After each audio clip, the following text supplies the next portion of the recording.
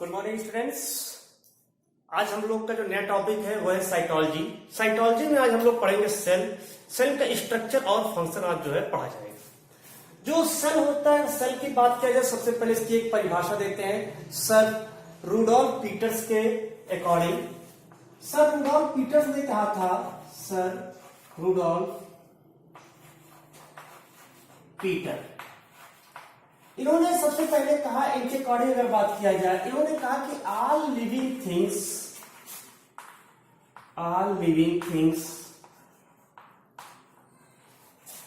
are made up by one or more cell। मतलब ये जो सभी कोशिकाएं होती हैं, सभी जो भी जितनी भी वस्तुएं, ऑल लिविंग, जितनी भी जीवित वस्तुएं हैं, वह सभी जीवित वस्तुएं एक या एक से अधिक कोशिकाओं से मिलकर के बनी होती है। तो ये इन्होंने रूडोल्फ पीटर ने कहा। अगर हम थोड़ा सा क्या उसका हिस्ट्री पर सेल के बारे में, थोड़ा सेल के बारे में जानते हैं कि सेल की खोज किसने किया, फिर सेल का नॉमिनेशन कैसे होगा, सेल की थ्योरी पढ़ा जाएगा।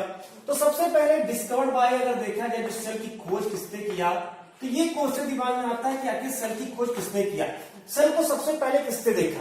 मैक्सिमम बुक में मिलेगा जो है रॉबर्ट हुक ने सन 1665 ईस्वी में, रॉबर्ट हुक ने सन 1665 ईस्वी में सबसे पहले जो है एक कार के टुकड़े में, एक लकड़ी का गुटका होता है कार का टुकड़ा, उस कार के टुकड़े की छीलन को जो है जब माइक्रोस्कोप पे देखा, बहुत वैसा माइक्रोस्कोप नहीं था भी, बहुत ज्यादा जो है उसका रिजोल्यूशन अच्छा रहा हो, तो उसमें देखा तो उसे उसमें जो है उनको जो है कुछ इस स्ट्रक्चर, जैसे कि मधुमक्खी का छत्ता होता है उस प्रकार के स्ट्रक्चर दिखाई दी।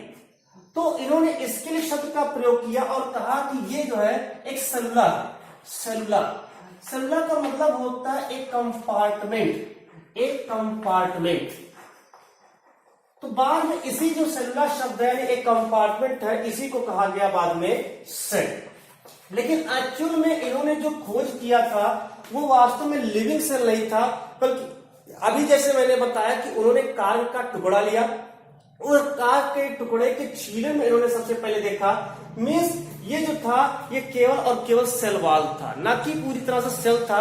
लेकिन जो लिविंग सेल का डिस्कवर किसने किया, फिर ये क्वेश्चन दिमाग में आता है, क्योंकि सेल का इन्होंने किया और सेल नहीं बल्कि सेल वॉल का इन्होंने जो है देखा, क्योंकि उसके अंदर तो कोई भी जो भी जीव द्रव्य है या कोई ऑर्गेनेल्स है, वो सारे ऑर्गेनेल्स वहां पर प्रेजेंट ही नहीं है। क्यों नहीं है? क्योंकि वो ऑलरेडी जो है डेड सेल है। ये इन्होंने देखा था वो डेड सेल था। तो इसलिए इन्होंने जो है सेल वॉल का जो है इन्होंने डिस्कवर किया। तो लिविंग सेल की खोज किसने किया, ये क्वेश्चन आ जाता है। तो लिविंग सेल जो है, लिविंग सेल्स डिस्कवर्ड बाय जो जीवित कोशिका, इसका अध्ययन सबसे पहले जो है अपने दांत और जो चीक्स है उसकी जो मैल है उसको जो है सन 1674 ईस्वी में अपने द्वारा बनाए गए माइक्रोस्कोप इन्होंने देखा। और वो साइंटिस्ट कौन थे, वो थे एंटोनी वॉन ल्यूवेनहॉक। तो सबसे पहले एंटोनी वॉन ल्यूवेनहॉक ने जो है लिविंग सेल यानी कि जीवित कोशिका का सबसे पहले अध्ययन किया। किस सन में किया? सन 1674 ईस्वी में अपने द्वारा बनाए गए माइक्रोस्कोप पे सबसे पहले इसका इन्होंने अध्ययन किया। इनको एंटोनी वॉन ल्यूवेनहॉक को इनको जो है also known as father of bacteriology के नाम से भी जो है जानते हैं। तो इनको फादर ऑफ बैक्टीरियोलॉजी मींस जीवाणु विज्ञान के जनक के नाम से भी जो है जो एंटोनी वॉन ल्यूवेनहॉक है, इनको जाना जाता है। अगर इसकी सेल थ्योरी की बात किया जाए तो सेल थ्योरी जो है सबसे पहले जो सेल थ्योरी दिया गया दात्रोचित्र ने दिया।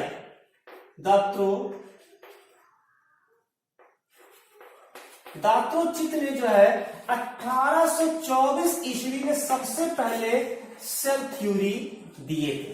लेकिन इसका जो श्रेय जाता है सेल थ्योरी का, क्योंकि इन्होंने बस सेल के बारे में थोड़ा बताया कि हाँ सेल जो सी नगेली ने खोजा था, सेल सी नगेली ने कहा कि एक डिविजिबल सेल होती है, विभाजनशील जो है कोशिकाएं होती है जिसके कारण जीव का शरीर लगातार वृद्धि करता रहता है।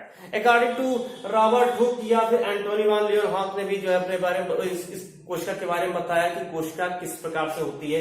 एक कंपार्टमेंट लाइक स्ट्रक्चर होता है और उसी कंपार्टमेंट लाइक स्ट्रक्चर को बाद में सेल नाम दिया गया। लेकिन जो सेल थ्योरी में दिया गया सेल थ्योरी, इस सेल थ्योरी का जो श्रेय है वो स्लाइडन एंड श्वान को जाता है। स्लाइडन एंड श्वान जो है इनको जो है सबसे पहले माना गया कि इन्होंने जो है जो उचित सेल थ्योरी है, उचित कोशिका सिद्धांत है, उसका प्रतिपादन इन्होंने किया। इन्होंने क्या कहा कि इन्होंने कहा कि cell is the basis of physical and structural और फंक्शनल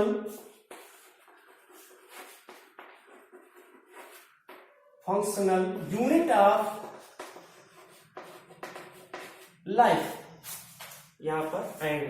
ठीक है, तो इन्होंने क्या कहा कि स्लाइडन एंड श्वान के अकॉर्डिंग यह जो कोशिका होती है वो जीवन की भौतिक, संरचनात्मक तथा क्रियात्मक इकाई होती है। भौतिक, संरचना तथा क्रियात्मक इकाई का एक आधार होता है।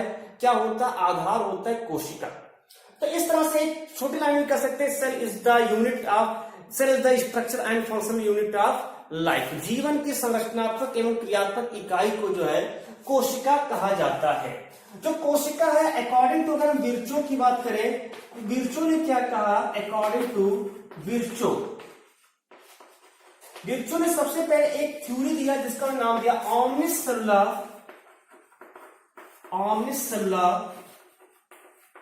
ई सेलुलर। इसका मतलब होता है जो ओमनिस सेलुलर ई सेलुलर का मतलब होता है all cells comes from pre existing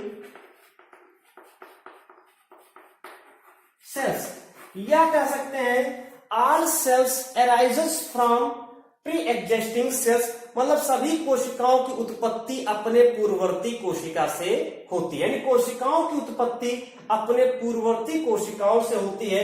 तो ये यहाँ पर जो है कुछ सेल की थ्योरी जो है यहाँ पर दिया गया, और इसके अकॉर्डिंग जितने भी थिंग्स है, जैसे यहाँ पर लिखा है ऑल लिविंग थिंग, जितने भी जीवित वस्तुएं हैं, सभी जीवित वस्तुओं का जो निर्माण होता है एक अथवा एक से अधिक कोशिकाओं के द्वारा होता है। तो इस तरह से यहाँ पर सेल थ्योरी दिया गया। अगर हम सेल को बात करें तो जो सेल होता है, सेल ये दो प्रकार के, अगर सेल ऑर्गेनिज्म की अगर बात करें तो ऑर्गेनिज्म होते हैं। Organism there are two types, दो प्रकार के होते हैं ऑर्गेनिज्म। या तो होते हैं यूनिसेलुलर और या तो होते हैं मल्टीसेलुलर। यूनिसेलुलर का मतलब होता है एक ऐसा जीव जिसका शरीर है वो केवल एक ही कोशिका से मिलकर के बना हो, उसे हम यूनिसेलुलर ऑर्गेनिज्म कहेंगे। और यदि जिसका शरीर एक से अधिक कोशिकाओं से मिलकर के बनता है उसे हम बहुकोशिकीय यानी मल्टीसेलुलर ऑर्गेनिज्म कहते हैं। यूनिसेलुलर ऑर्गेनिज्म में जैसे एग्जांपल में मान लेते हैं यहाँ पर बैक्टीरिया जो होता है वो यूनिसेलुलर होता है, यूग्लिना जो होता है वो यूनिसेलुलर होता है, अमीबा का नाम सुने होंगे वो भी यूनिसेलुलर होता है, पैरामीशियम का नाम सुने होंगे वो भी जो है यूनिसेलुलर होता है। तो ये सभी जो आज जो है बहुत सारे जो होते हैं जंतु, ये सभी जो है यूनिसेलुलर होते हैं। और मल्टीसेलुलर में जो मल्टीसेलुलर होते हैं जिसको आंखों से भी दिखाई पड़ जाते हैं, जिसमें जितने प्लांट्स या एनिमल हैं, बड़े हायर प्लांट्स या हायर एनिमल या कुछ लोअर प्लांट्स और लोअर एनिमल्स भी जो है इस मल्टीसेलुलर में आते हैं। जो यूनिसेलुलर होता है इसका शरीर एक ही कोशिका से मिलकर बना होता है, उसमें समस्त जितनी भी जैविक क्रिया होती है उसी एक कोशिका में होती है, जबकि मल्टीसेलुलर बहुत सारी कोशिकाओं से मिलकर बने होते हैं, अतः उनमें समस्त जैविक क्रियाएं अन्य कोशिकाओं में संपन्न होती है। तो ये होता है यूनिसेलुलर और मल्टीसेलुलर। लेकिन आज का जो मेन टॉपिक हम लोग को पढ़ना वो है टाइप्स ऑफ सेल। मेन पढ़ना टाइप्स ऑफ सेल। तो टाइप्स ऑफ सेल को देख लें।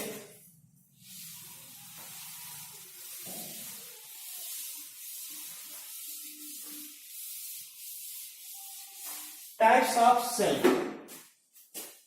कोशिका के प्रकार। देखिए अगर कोशिका की बात किया जाए तो on the basis of nucleus the cell is divided into two types. First is prokaryote cell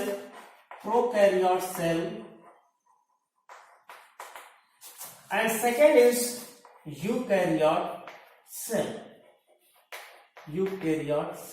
वैसे एक और तीसरा भी होता है मीजोकैरियोट्स. तो मीजोकैरियोट्स जो होता है उसको हम लोग बाद में पढ़ाएंगे कि मेन जो होते हैं वो दो प्रकार के होते हैं, प्रोकैरियोट्स और यूकैरियोट्स. मीजोकैरियोट्स कुछ जंतुओं में पाए थे जैसे डाइनोफ्लाइक्लेट्स में प्रेजेंट होता है. तो अभी हम लोग उसकी बात कर लेंगे. एक लाइन का है वो. प्रोकैरियोट्स और यूकैरियोट्स दो प्रकार के जो है सेल होते हैं मेनली. थोड़ा सा इसका डिफरेंस कर लेते हैं. प्रोकैरियोट्स, प्रो मीन्स होता है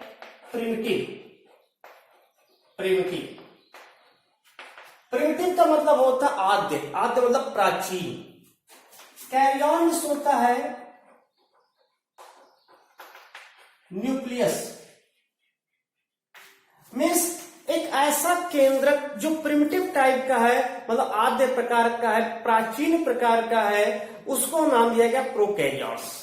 यूकैरियोट्स, यू मीन्स होता है प्रू प्लस कैरियन मीन्स होता है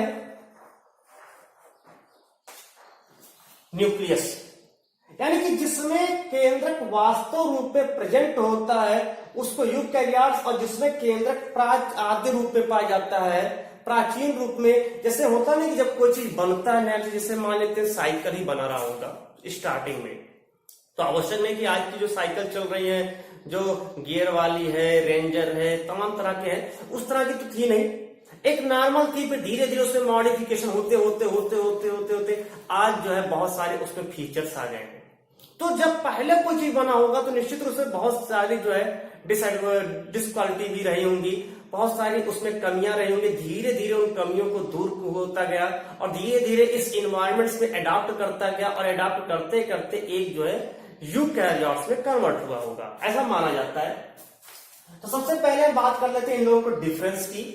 तो सबसे पहला तो डिफरेंस यही हो गया कि इसमें जो न्यूक्लियस होता है वो आद्य प्रकार का होता है, इसमें न्यूक्लियस वास्तविक रूप में प्रेजेंट होता है. आद्य प्रकार का मतलब क्या है कि इसमें न्यूक्लियस तो है, न्यूक्लियस है, एब्सेंट नहीं कर सकते, न्यूक्लियस प्रेजेंट है.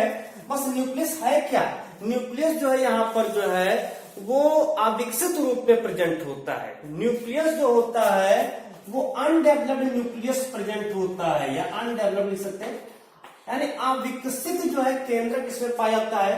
जबकि इसका जो न्यूक्लियस होता है, इसका जो केंद्रक होता है वो पूरी तरह से वेल डेवलप्ड होता है. फिर ये क्वेश्चन कि ये न्यूक्लियस वेल डेवलप्ड या अनडेवलप्ड होता क्या, इसको समझने चित्र के थ्रू जो है, जैसे मान लेते हैं ये न्यूक्लियस है, ये न्यूक्लियस है,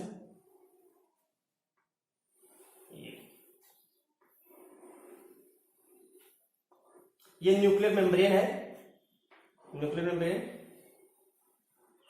एक न्यूक्लियोलस होता है, न्यूक्लियोप्लाज्म भरा होता है, और इसी में जो है एक धागे संरचना में क्रोमैटिन धागे पाए जाते हैं. चार भाग हो गए, न्यूक्लियर मेम्ब्रेन, न्यूक्लियोलस, न्यूक्लियोप्लाज्म भरा है, और ये धागे नुमा क्रोमैटिन थ्रेड, जिसको जो बाद में डीएनए कहलाएगा.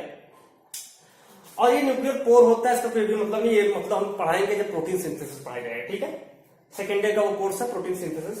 अभी तो आज हम लोग 9th और 11 दोनों तो एक साथ लेकर चल रहे हैं. तो इसमें क्या होता है कि अगर प्रोकैरियोट्स है, ये तो एक वेल डेवलप्ड न्यूक्लियस है. कैसा है, वेल डेवलप्ड न्यूक्लियस है. तो इसमें चारों भाग पाए जा रहे हैं. तो इसमें कौन कौन सा भाग इसमें नहीं पाया जा रहा है, तो सबसे पहले इसमें जो अगर बात करें कि न्यूक्लियर मेम्ब्रेन, जो न्यूक्लियर मेम्ब्रेन है, न्यूक्लियर मेम्ब्रेन ये नहीं पाया जाता है, न्यूक्लियर मेम्ब्रेन नहीं है, पहली चीज. दूसरा, न्यूक्लियोलस नहीं पाया जाता है, ये भी नहीं पाया जाता है. तीसरा, जब इसमें जो है न्यूक्लियर मेम्ब्रेन नहीं है तो इसका न्यूक्लियोप्लाज्म भी नहीं पाया जाएगा, न्यूक्लियोप्लाज्म ये तीनों जो है एब्सेंट होते हैं। तो बचा क्या, केवल क्रोमैटिन थ्रेड बचा, इसलिए एक पार्ट इसमें पाया जाता है न्यूक्लियस का, इसलिए न्यूक्लियस को एब्सेंट नहीं मानते, न्यूक्लियस जो अनडेवलप्ड फॉर्म में प्रेजेंट होता है, जबकि उसमें क्या होता है, उसमें पूरी तरह से वेल डेवलप्ड न्यूक्लियस प्रेजेंट होता है। तो पहला ये डिफरेंस हो गया। दूसरा डिफरेंस बात करेंगे तो डिफरेंस टाइप ऑफ, बहुत विभिन्न प्रकार के जिसमें डिफरेंट टाइप ऑफ कह सकते मेम्ब्रेनस ऑर्गेनेल्स आर एब्सेंट। विभिन्न प्रकार के झिल्ली युक्त कोशिकांग अनुपस्थित होते हैं। विभिन्न प्रकार के झिल्ली युक्त कोशिकांग अनुपस्थित होते हैं, जैसे एग्जाम्पल कौन कौन से, जैसे एंडोप्लाज्मिक रेटिकुलम हो गया, नहीं पाया जाता है। गोल्गी बॉडी हो गया, नहीं पाया जाता है। प्लास्टिड हो गया, नहीं पाया जाता है। माइटोकॉन्ड्रिया हो गया, ये सभी जो होते हैं आर एब्सेंट होते हैं, नहीं पाए जाते हैं। तो ये सभी इसमें कोशिकांग नहीं पाए जाते हैं, जबकि इसमें क्या है कि सभी all membranous organelles are present. सभी इसमें जो है पूरी तरह से उपस्थित होते हैं। तो इसमें पाया क्या जाता है, इसमें पाया जाता है राइबोसोम। राइबोसोम प्रेजेंट होता है, लेकिन राइबोसोम कौन सा, 70S टाइप का राइबोसोम इसमें प्रेजेंट होता है, जबकि इसमें अगर हम राइबोसोम की बात करें तो इसमें 70S और 80S दोनों प्रकार के राइबोसोम पाए जाते हैं। कहोगे 70S कहां पाया जाता है, 80S तो साइटोप्लाज्म में, 70S इसके माइटोकॉन्ड्रिया और हरित लवक जो है उसमें 70S टाइप का राइबोसोम पाया जाता है। तो इसलिए यूकैरियोट्स में 70S एंड 80S दोनों प्रकार के राइबोसोम प्रेजेंट होते हैं। और क्या क्या इसमें जो है प्रेजेंट या एब्सेंट होता है उसको देख लेते हैं। तो सबसे पहले इसका जो साइटोप्लाज्म होता है, इसका जो कोशिका द्रव्य होता है, साइटोप्लाज्म जो होता है पूरी कोशिका में फैला होता है। साइटोप्लाज्म क्या होता है, पूरी कोशिका में फैला होता है। साइटोप्लाज्म कैसे होता है, पूरी कोशिका में जो जाकर के वो फैला, जैसे एग्जांपल बना लेते हैं, चित्र बना लेते हैं, जैसे यही है सेल। तो ये पूरी कोशिका में यहां पर जो है साइटोप्लाज्म फैला होता है, इसी साइटोप्लाज्म इसका डीएनए रहता है। तो साइटोप्लाज्म जो है वो पूरी कोशिका में जो है फैला हुआ होता है, जबकि इसमें साइटोप्लाज्म जो होता है, cytoplasm present in between nucleus and cell membrane. तो ये जो न्यूक्लियस के बाद जो न्यूक्लियर मेम्ब्रेन होता है और सेल मेम्ब्रेन होता है, उसके बीच में जो है तक वो सीमित होता है, जबकि जो इसमें साइटोप्लाज्म होता है पूरी कोशिका में फैला होता है। ठीक है, तो cytoplasm spread in whole cell.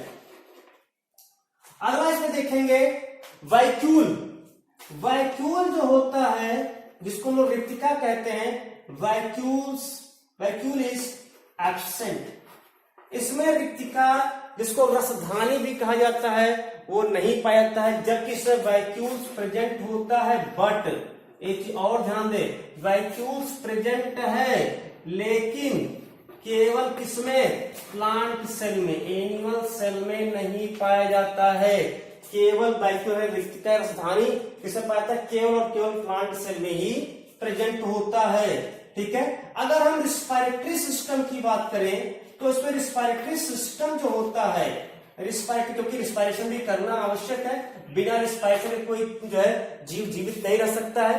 तो रिस्पायरेटरी सिस्टम जो होता है इससे प्रेजेंट होता है, लेकिन इसका रिस्पायरेटरी सिस्टम जो होता है वो मीजोसोम होता है, जबकि इसका जो रिस्पायरेटरी सिस्टम होता है ये माइटोकॉन्ड्रिया इसका रिस्पायरेटरी सिस्टम होता है, यानी उसमें वेल डेवलप्ड एक ऑर्गेनेज पाया जाता है। यहाँ पर एक कुड़ी मुड़ी सी संरचना होती है जो कोशिका कला से जुड़ी होती है, जिसको मीजोसोमियल मध्यकाय कहते हैं। उस मध्यकाय के द्वारा रेस्पिरेटरी सिस्टम का कार्य होता है। क्यों? क्योंकि इसमें संभवतः माना जाता है कि एटीपी संश्लेषण की क्षमता होती है। जहां पर एटीपी संश्लेषण होता है उसे वहीं पर रेस्पिरेटरी सिस्टम उसी को कहा जाता है। अगर फोटोसिंथेटिक पिगमेंट की सिस्टम की बात करें, फोटोसिंथेसिस सिस्टम, तो फोटोसिंथेसिस जो सिस्टम होता है इसमें जो सेल मेम्ब्रेन होता है इसके द्वारा जो है इसमें फोटोसिंथेसिस की प्रक्रिया होती है। अगर प्रकाश संश्लेषण हो रहा है तो वहां पर एक इकहरी सिंगल जो है सेल मेम्ब्रेन लाइक स्ट्रक्चर, एक सिंगल लेयर होता है, तो उसके थ्रू जो है ये यहाँ पर जो है फोटोसिंथेसिस होता है। जबकि इसमें जो है एक मेम्ब्रेनस प्लास्टिड या क्लोरोप्लास्ट जो होता है इसके लिए प्रेजेंट होता है क्लोरोप्लास्ट। उस क्लोरोप्लास्ट में जो है यहाँ पर फोटोसिंथेसिस की प्रक्रिया होती है। अगर सेल डिवीजन की बात किया जाए कोशिका कला की, तो सेल डिवीजन होता है इसमें माइटोसिस मियोसिस ये सब नहीं होता है। सेल डिवीजन कैसा होता है ना, तो माइटोसिस होता है और ना ही मियोसिस होता है। केवल और केवल जो है ट्रांसवर्स डिवीजन या लॉन्गिट्यूडनल डिवीजन मेनली कैसा होता है, बाइनरी फिशन के थ्रू होता है। मेनली कैसा होता है, बाइनरी फिशन के द्वारा सेल डिवीजन होता है। जबकि इसमें सेल डिवीजन जो होता है वो माइटोसिस टाइप का हो सकता है या मियोसिस टाइप का सेल डिवीजन होता है। ठीक, अगर इसके डीएनए की बात करें तो इसका जो डीएनए होता है, ये डीएनए, इसका डीएनए सर्कुलर होता है। सर्कुलर का मतलब ये नहीं गोल सा होगा, सर्कुलर का मतलब होता है इसमें कोई एंड नहीं पाया। 3 एंड और 5 एंड जो होता है वो इसमें प्रेजेंट नहीं होते हैं, 3 एंड 5 एंड नहीं पाता है। लेकिन डबल स्ट्रैंडेड होगा, ध्यान रहे डबल स्ट्रैंडेड ही रहेगा। तो डीएनए कैसा होता है, सर्कुलर होता है, सर्कुलर डीएनए यहाँ प्रेजेंट होता है। जबकि इसमें अगर हम बात करें जो डीएनए होता है वो डीएनए लाइनियर डीएनए जिसमें 3 इंटू 5 एंड या 5 इंटू 3 संरचना पाई जाती है, तो डीएनए उसका रेखाकार होता है और इसका जो डीएनए होता है वो सर्कुलर होता है। ठीक है, इसके अलावा इसमें जो क्रोमोसोम नहीं बनता है, इसमें क्रोमोसोम नहीं बनता है, इसमें जो डीएनए होता है वो प्रोक्रोमोसोम बनाता है, प्रोक्रोमोसोम बनाता है, या जिसको हम लोग जीनोफोर कहते हैं। जबकि उसमें जो है क्रोमोसोम बनता है, हम लोगों में गुणसूत्र बनता है, क्रोमोसोम बनता है। क्रोमोसोम पूरी तरह से वेल डेवलप्ड होता है, जैसे ह्यूमन की सेल में 46 क्रोमोसोम या 23 पेयर पाए जाते हैं, तो प्रोक्रोमोसोम से पाता है। इसका जो डीएनए होता है, डीएनए डज नॉट कंटेन या अटैच्ड भी लिख सकते हैं, कंटेन विद हिस्टोन प्रोटीन। इसमें हिस्टोन प्रोटीन नहीं पाया जाता है, ध्यान रहे, इसमें हिस्टोन प्रोटीन एब्सेंट होता है, नहीं पाया जाता है। जबकि इसका जो डीएनए होता है वो हिस्टोन प्रोटीन से जुड़ा होता है। हिस्टोन प्रोटीन के बारे में हम लोग बाद में चर्चा करेंगे। 5 प्रकार का होता है, H1, H2, H2B, H3, H4। कोशल ने इसका जो खोज किए थे, तो उसको हम लोग बाद में चर्चा करेंगे जब यहाँ पर डीएनए पैकेजिंग पढ़ाएंगे। तो डीएनए क्या होता है, डीएनए हिस्टोन नामक प्रोटीन से जुड़ा नहीं होता, जबकि इसका जो डीएनए होता है वो हिस्टोन प्रोटीन से जुड़ा होता है। तो ये कुछ जो है थोड़ा बहुत जो प्रोकैरियोट्स और यूकैरियोट्स है उसके डिफरेंस यहाँ पर जो है पता चला कि कौन कौन से डिफरेंस होते हैं प्रोकैरियोट्स और यूकैरियोट्स में। तो 2 प्रकार के यहाँ पर है। हमने कहा था तीसरा भी होता है मीजोकैरियोट्स, इसको सभी स्टूडेंट्स अपना नोट कर लेंगे। ठीक है, तीसरा एक होता है मीजोकैरियोट्स। तो मीजोकैरियोट्स के बारे में जान ले क्या होता है। मीजोकैरियोट्स मीन्स होता है, जैसे मीजोकैरियोट्स क्या है,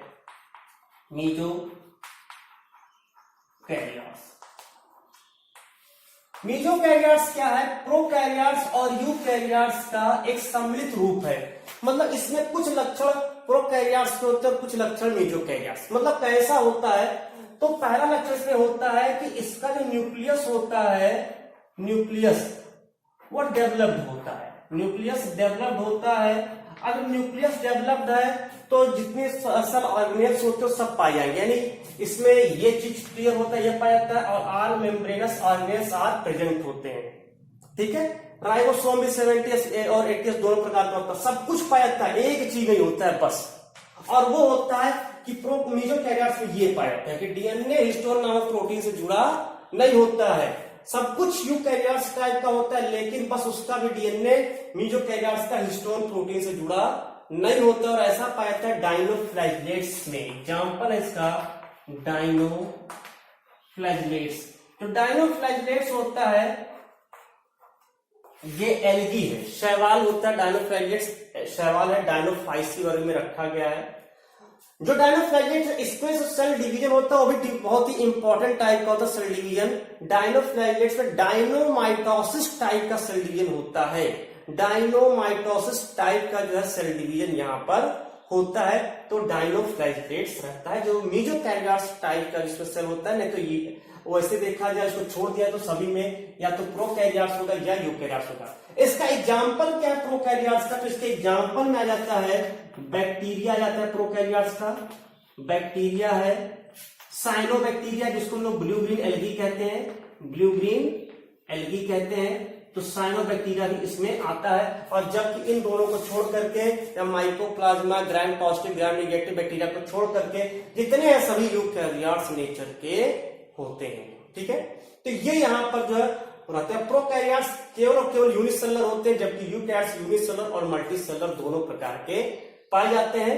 तो ये पूरा जो था ये सेल का एक difference prokaryotes and eukaryote types of cell था। ठीक है, अगले वाले पार्ट्स में हम लोग इसके आगे जो पार्ट्स है यानी पार्ट्स ऑफ सेल उसके बारे में पढ़ेंगे। तब तक के लिए धन्यवाद।